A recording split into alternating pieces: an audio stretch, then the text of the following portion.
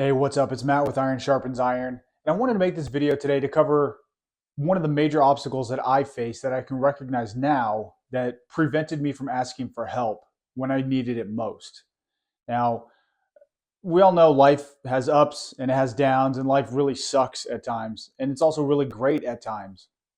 But like I mentioned in the last video, in 2019, I received an award for the work I did while I was working patrol. I was actually selected to be my agency's Officer of the Year. And shortly after that, within a few months, I was actually assigned to an undercover position on a multi-agency task force. And I was on top of the world. That was really the highlight of my career. And I was teaching classes on all kinds of different topics. I was a subject matter expert on all kinds of different topics, from firearms to search warrants at times, to drugs, um, being under the influence, things like that. And I've never really thought of myself as a cocky or an arrogant person. And I've actually had people tell me that I'm one of the most humble people they know. But that apparently was just something I did on the outside. I didn't really do things that I didn't think I did things to seek recognition, to go out and receive accolades and stuff like that. I just did what I could do to the best of my abilities. What I realized after the fact was, even though I wasn't intentionally doing things to seek approval, I wasn't doing things to try to get recognition for the things that I was doing. Secretly, I really wanted to impress the people around me. And I can only recognize that after the fact, as evidenced by the fact that when I was struggling most, I didn't ask for help. I didn't intentionally go out and seek recognition, but I didn't want to go out and lose the recognition that I had.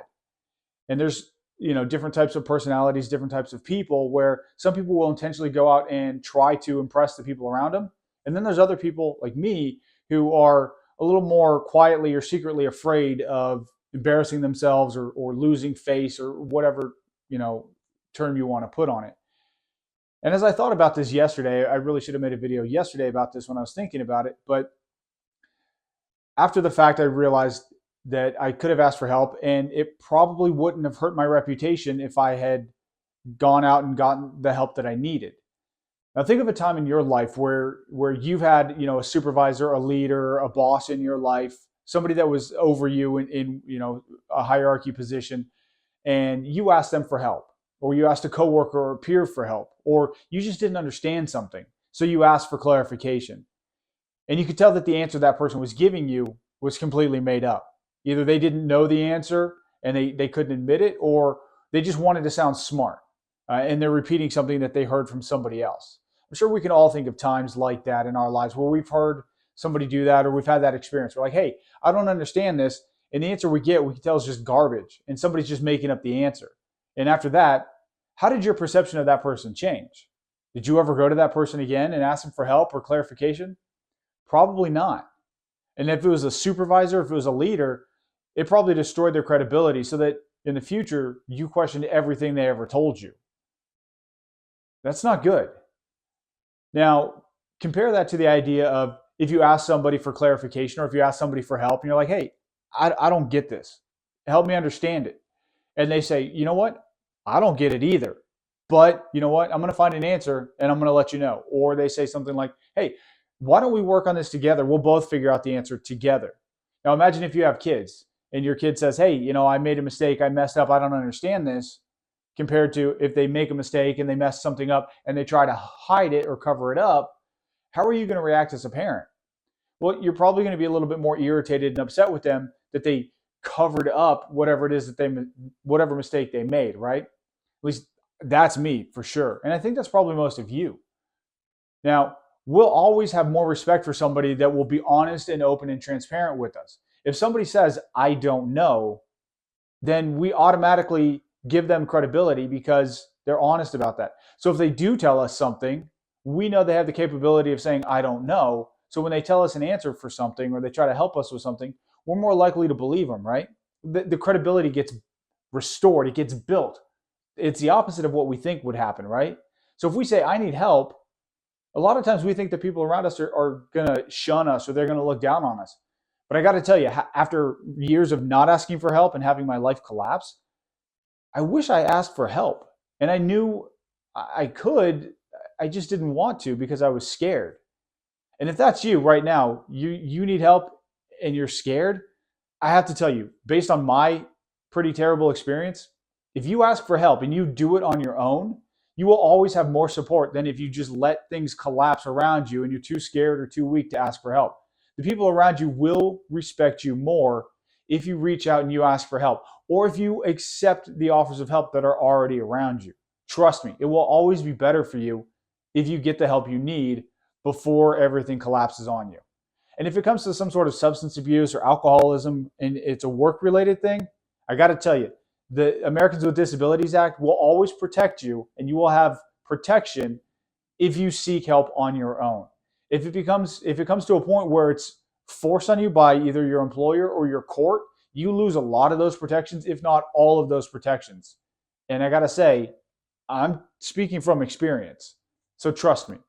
Think about a leader in your life who has said, I don't know, and they were open and honest with you, compared to a boss who tries to make things up or cover up the fact that they don't know something just because they're afraid the people below them or around them are going to be embarrassed or are going to think.